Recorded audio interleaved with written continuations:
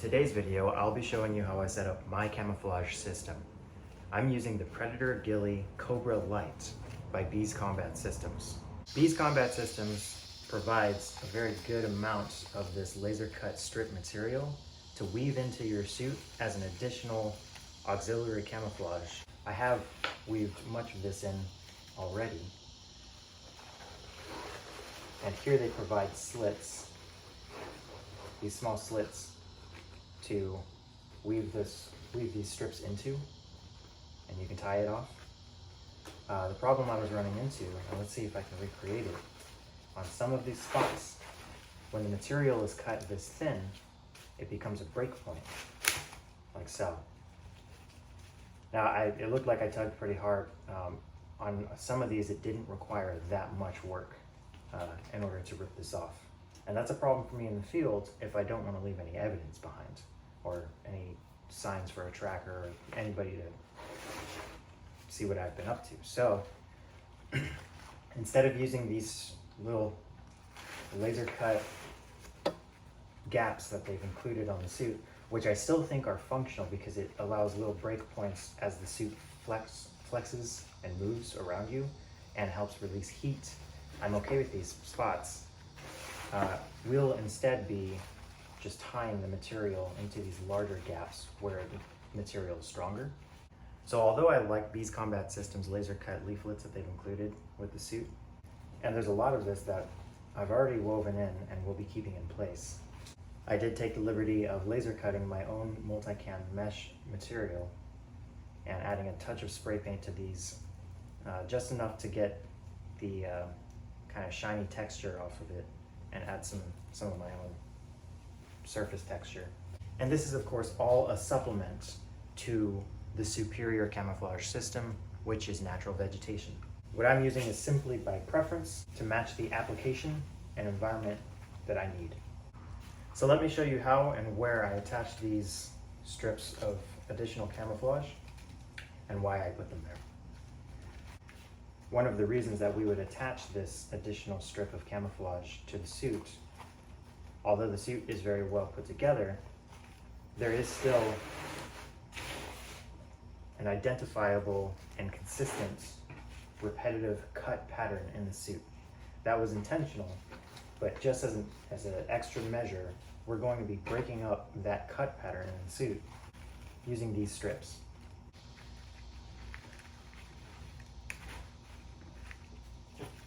So all this is doing is adding another layer of texture, another kind of texture, and breaks up the consistency of the details that you're wearing.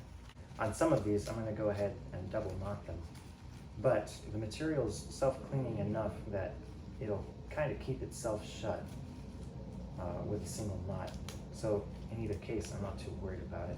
This is just another added level of security. Now, where am I attaching this? Oh my.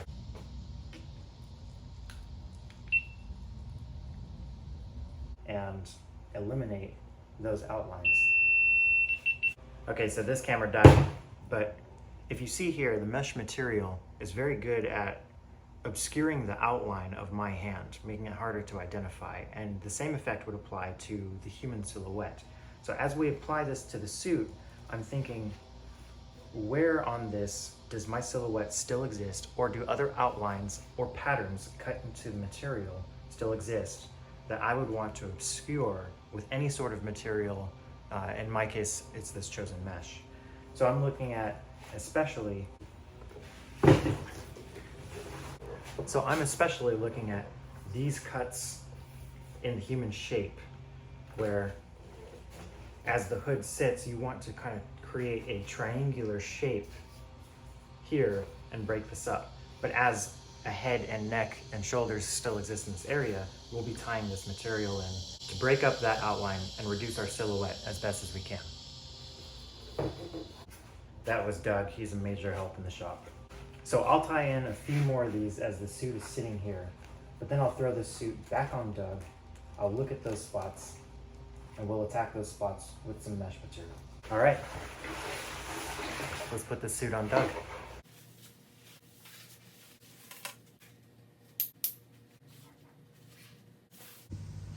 So very quickly, to demonstrate what I was talking about, you have the human shape, the silhouette, which is the shoulders, the neck, and the head that creates this human head shape. From here in particular, it is one of the fastest things for the human eyes to detect, and our eyes are very attracted to this shape. So even in an environment where there's a whole bunch of just other shapes and other textures and colors, if there's something in that confuddled mess that is human shaped, our eyes will be drawn to it. The advantage of this suit, as you draw the shock cords through these little triangular cuts in the chest here, you can cinch this down and help create a more triangular shape that shrouds that human silhouette. And one thing that I like about it and the way that Beez Combat Systems made this is this moves with your head very well. And it does not, as you turn your head, it does not block that vision. So getting back into the purpose of the video, I'm looking for these spots on the suit that might have some sort of outline or shape to it, or that might still show any amount of my silhouette, or even just features of my own body before applying face paint. And we will be attacking those areas with our laser cut material. So we're just tying it in, just like I showed before. Just one tight knot. So this region in particular is an area that we would very commonly attack with camouflage. You'll have to forgive me for sweating as much as I am. It is 107 degrees in the Texas summer. It is very hot. So as we're still attacking the head, something that you should consider is this suit is not always going to be used in the orientation that I'm currently building it in. A lot of the time, it's going to be in the prone. And why that's important to consider is we're thinking about the outline as it faces us currently. But what about when it's in the prone, when it's flat against the ground? In my particular case, it's this flat area here where there's probably some chance that light could shine right off of this because it's all flat. This material is not very reflective, so I'm not too worried about it, but especially under multispectral vision, that is night vision or thermals, this all one material can report back a sort of one consistent flat area, and that might draw somebody's eye. So then my goal is to take more than one material, more than one texture, and layer it so that it looks more confusing.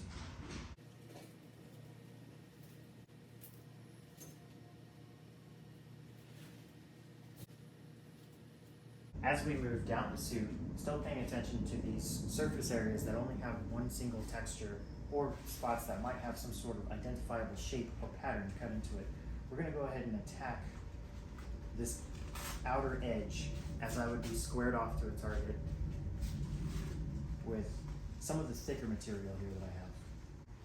I'm particularly paying attention here to the edge of the suit where there is a hard outline where the environment stops and the suit begins.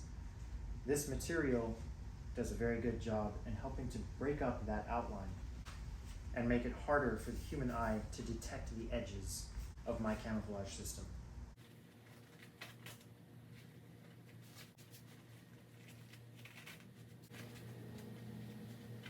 A good strategy is just to step back, look at your suit, and pay attention to those spots that really stand out to you. In this case, and I'll use my pointer here, I'm really paying attention to this chest area. I've got a little bit of a gap there, which, depending on what I'm wearing behind it, that could be an identifier. The hexagonal cut in the suit here stands out to me, and so does that flat area. Sometimes you can't even describe why it does, but if your eye is drawn to it, somebody else's will be too. So we're gonna attack those areas now.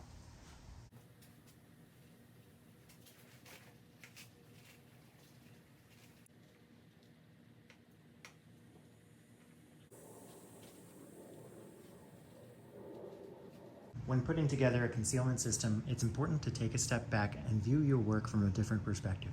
In this case, I'm standing behind the camera, I'm looking at the suit. One of the things that stood out to me while I was up close were those buckles right there on the chest that I was trying to attack.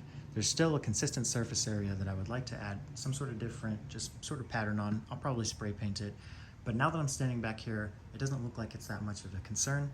I'm still gonna do it for the sake of diligence, but standing further back, my eye is immediately drawn to this leaf area here. It's one leaf, and that one leaflet could be the difference between successful concealment and a mission compromise. Let's take a look at that material closer up.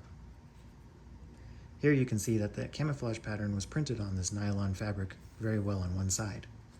However, looking at the other side, it becomes sort of faded and flat, maybe even a little shiny.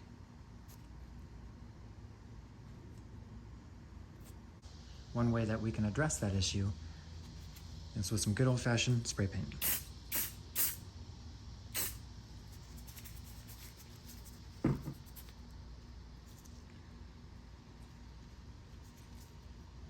That's already closer to something that I would like. One way that we can address this issue is with some good old-fashioned spray paint. If you're using the right spray paint, the paint will dry and become matte and therefore reduce the shine of the material. This color is already much closer to the color palette that I've chosen for this suit.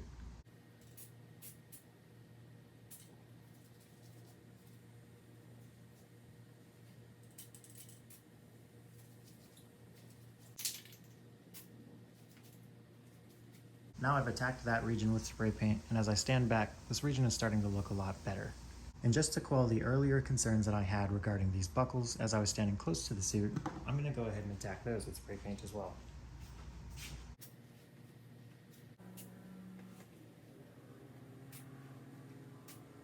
Let's get back to adding additional camouflage to the suit.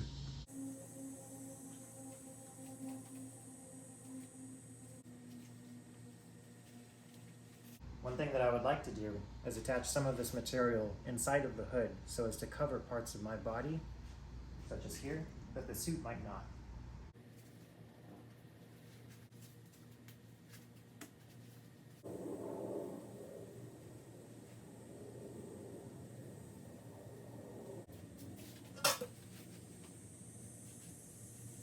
Something I really enjoy about working with Doug when constructing a concealment system is that he spends his entire life indoors.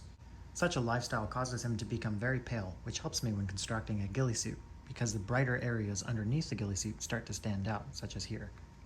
That's a good indicator to me as to where I need to attack with more additional camouflage.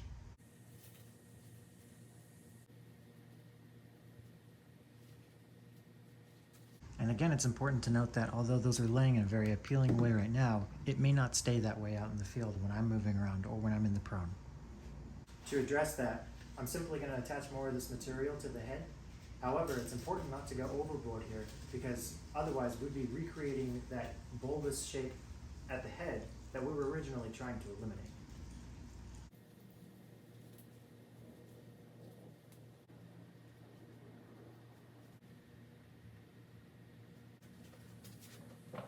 Revisiting my earlier point about taking a step back and looking at your work from a different perspective, we now see the back of the suit. And as I step back, and as you see it from your perspective, and I'll stand near the camera, I'm looking at what might stand out to me that I might attack with additional camouflage. What immediately stands out to me is this consistent laser cut pattern in the material, as well as this laser cut hexagonal net that sits against the body.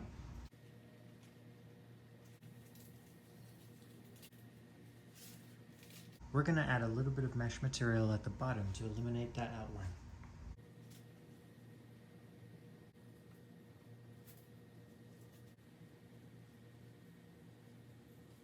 So now I've turned Doug back around to face you, and we're going to go ahead and take these attachment points and run them under the arm.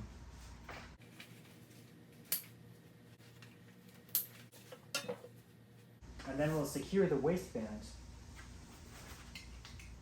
to his body. Something I'd like to point out about this suit that I didn't notice until later is that as you look at the lower half of the suit, you can see that there's an adjustment panel here, which allows you to really specify where on your body or how high up or low on your body this waistband sits.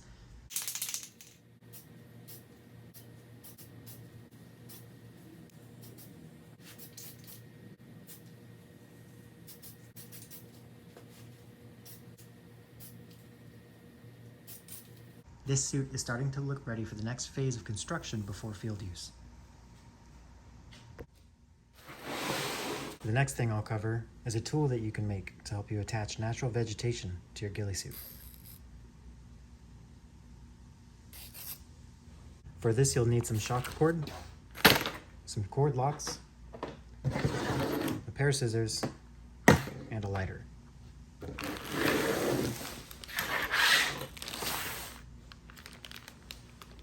Find the end of your 550 cord. Cut yourself off, I would say maybe 8 inches, possibly a little less. Apply a flame to the cut ends of the shock cord so that it can't unravel and fray on you.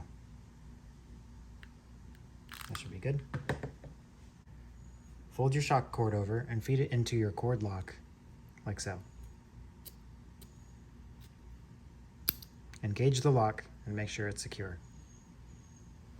Next, find key points along your suit that you would attach natural vegetation. Once you find that spot, secure the shock cord with a figure 8 loop, a figure 8 knot, so that it's secure onto the suit.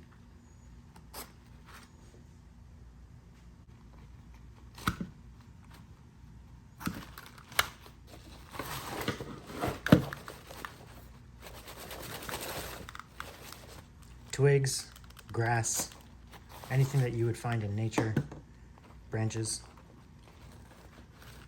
would have a very good hold in this material. If you use this method, make sure to tie off the top loop, again in a figure 8 pattern.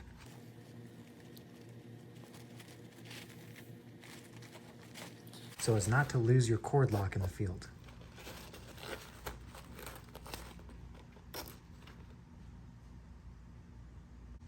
Alternatively, you can create several of these and keep them in a pouch until you need them.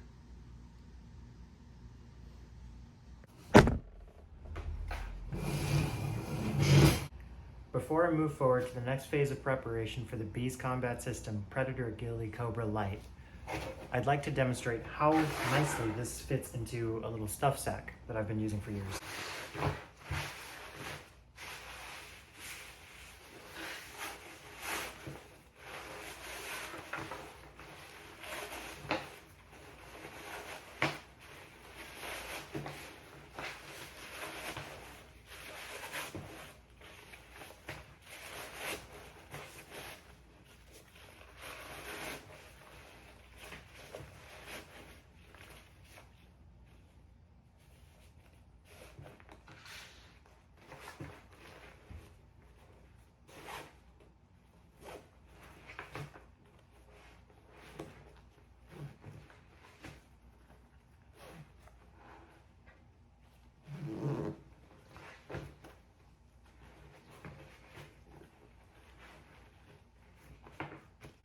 That's a very small and very lightweight package that's going to fit in my rucksack very nicely.